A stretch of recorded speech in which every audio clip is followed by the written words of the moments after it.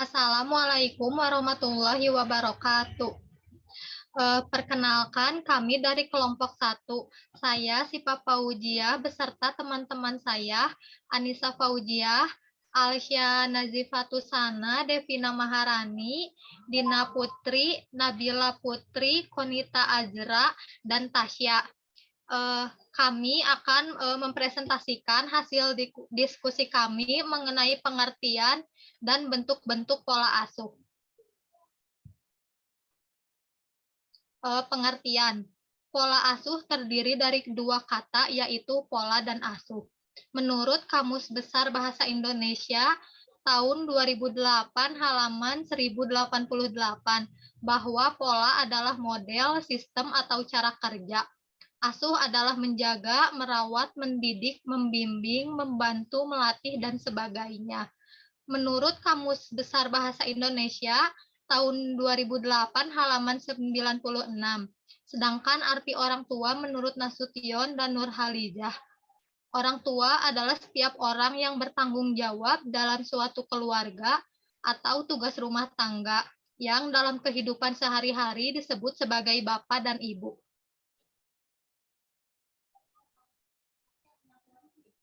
Yang ketiga ada pola asuh. Pola asuh orang tua bisa artikan sebagai suatu cara atau perilaku orang tua dalam berinteraksi dengan anak-anak mereka. Interaksi dengan orang tua biasanya dapat berupa bimbingan, nasihat, memberi perintah, memotivasi, dan sebagainya. Seperti diungkapkan Harlock yang diterbit tahun 1978, yang diterjemahkan Jandrasa yang terbit tahun 1992, halaman 202, sikap orang tua mempengaruhi cara mereka memperlakukan anak. Perlakuan mereka terhadap anak sebaliknya mempengaruhi sikap anak terhadap mereka dan perilaku mereka. Lanjut. Bentuk pola asuh menurut Dr. Paul Hawke yang diterbitkan tahun 1909 tegas. Orang tua yang mengurus keluarganya menurut skema neurotik menentukan peraturan yang keras dan teguh yang tidak akan diubah. Yang kedua ada baik hati dan tidak tegas. Metode pengelolaan anak ini cenderung membuahkan anak-anak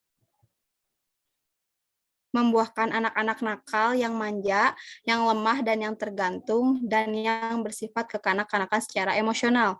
Yang ketiga ada kasar dan tidak tegas.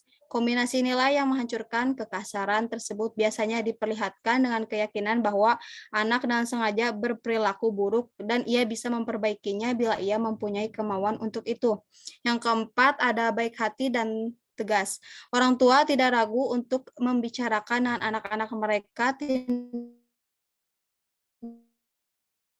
yang mereka tidak disetujui, tidak sesuatu batas, hanya memusatkan selalu pada tindakan itu sendiri, tidak pernah si anak atau pribadinya. Lanjut. Yang selanjutnya ada bentuk pola asuh menurut Yatin dan Irwanto, tahun terbit 1991 pada halaman 96 sampai 97, yaitu ada 3 bentuk pola asuh. Yang pertama ada pola asuh otoriter yang ditandai dengan adanya aturan-aturan yang kaku dari orang tua. Kebebasan anak sangat dibatasi. Orang tua memaksa anak untuk berperilaku seperti yang diinginkannya. Bila aturan-aturan ini dilanggar, orang tua biasanya akan menghukum anak. Biasanya hukuman berupa fisik. Yang kedua ada pola asuh demokratis, ditandai dengan adanya sikap terbuka antara orang tua dengan anaknya. Mereka membuat aturan yang disetujui bersama. Anak diberi kebebasan untuk mengemukakan pendapat, perasaan, dan keinginannya dan belajar untuk dapat menanggapi pendapat orang lain. Yang ketiga ada pola asuh permisif, yang ditandai dengan adanya kebebasan yang diberikan pada anak untuk berperilaku sesuai dengan keinginannya sendiri. Orang tua tidak pernah memberi aturan dan pengarahan kepada anak. Semua keputusan diserahkan kepada anak tanpa adanya pertimbangan orang tua.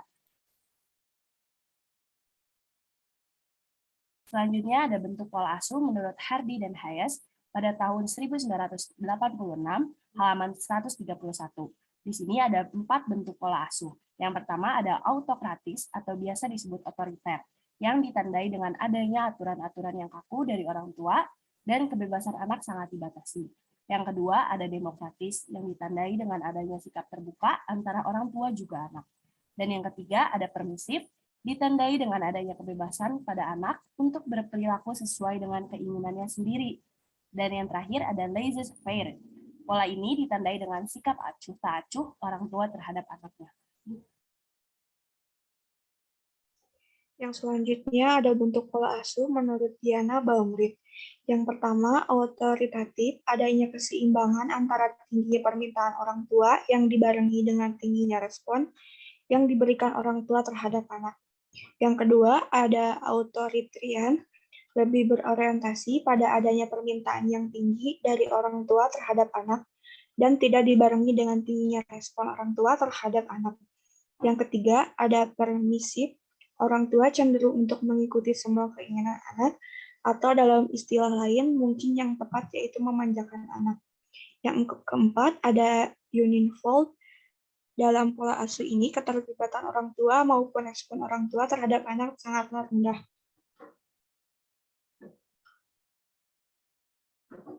Yang berikutnya ada bentuk pola asuh menurut Abu Ahmadi, tahun 1991, halaman 180. Yang pertama, ada pola menerima dan menolak. Pola ini didasarkan atas taraf kemesraan orang tua terhadap anak. Yang kedua, ada pola memiliki, melepaskan. Pola ini didasarkan atas sikap protektif orang tua terhadap anak. Pola ini bergerak dari sifat orang tua yang overprotektif dan memiliki anak sampai kepada sikap mengabaikan anak sama sekali.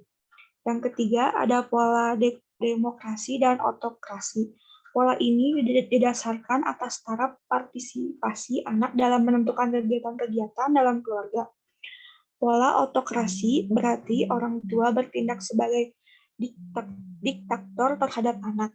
Sedangkan dalam pola demokrasi, sampai batas-batas tertentu, anak dapat berpartisipasi dalam keputusan keluarga.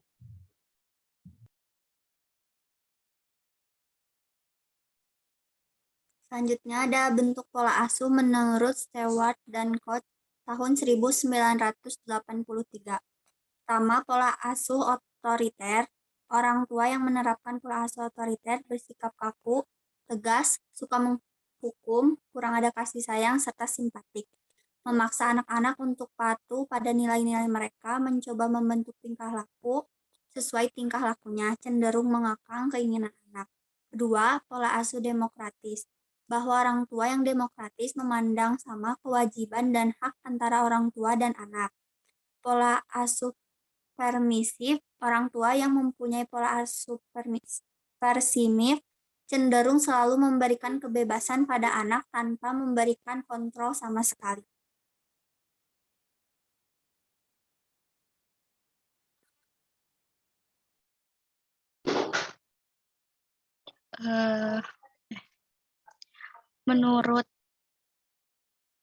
Menurut Harlock dan Digan, tahun 1993, halaman 37 sampai 41.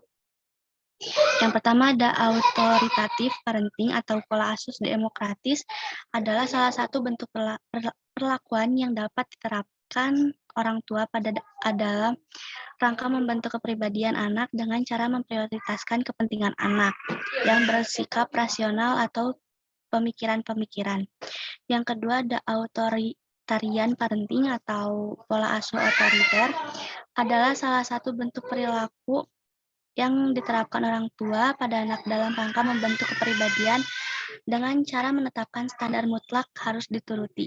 Yang ketiga ada permissive parenting atau pola asuh permisif adalah salah satu untuk bentuk perlakuan yang dapat diterapkan orang tua pada anak dalam rangka membentuk kepribadian anak dengan cara memberikan pengawasan yang sangat longgar serta memberikan kesempatan pada anak untuk melakukan sesuatu tanpa pengawasan yang cukup.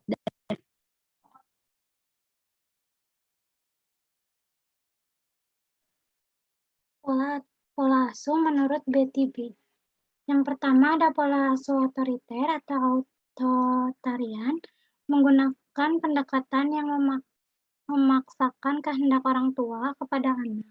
Pola asuh otoriter ini akan berakibat buruk bagi kepribadian anak. Akibatnya anak akan menjadi penakut, pencemas, menarik diri dari pergaulan, kurang adaptatif, kurang tajam, kurang tujuan,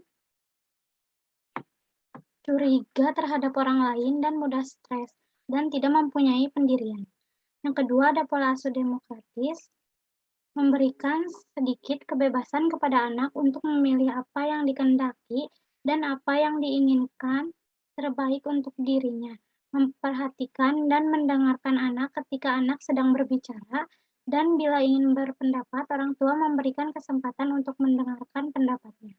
Pola asuh ini berakibat baik untuk diri anak, karena menjadi lebih mandiri, percaya diri, dan berinteraksi baik dengan teman sebaya. Yang ketiga ada pola asuh permisif, adalah pola asuh dengan cara mendidik anak secara bebas. Anak diberi kelonggaran selonggar-longgarnya. Pola asuh ini berakibat baik dan buruk. Baiknya adalah anak bisa mandiri, bertanggung jawab kepada dirinya sendiri, berinteraksi dengan baik sesama teman sebaya.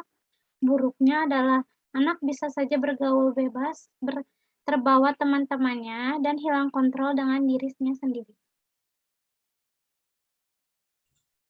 Bentuk pola asuh menurut Hoffman.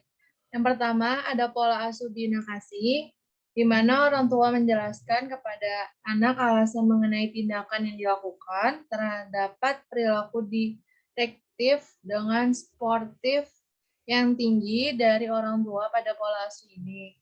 Yang kedua, ada pola asuh unjuk kuasa yang dapat menghasilkan tekanan pada anak agar bertindak sesuai dengan orang tua. Pola asuh ini memiliki perilaku direktif yang tinggi dan sportif yang rendah dari orang tua. Yang ketiga, ada pola asuh lepas kasih.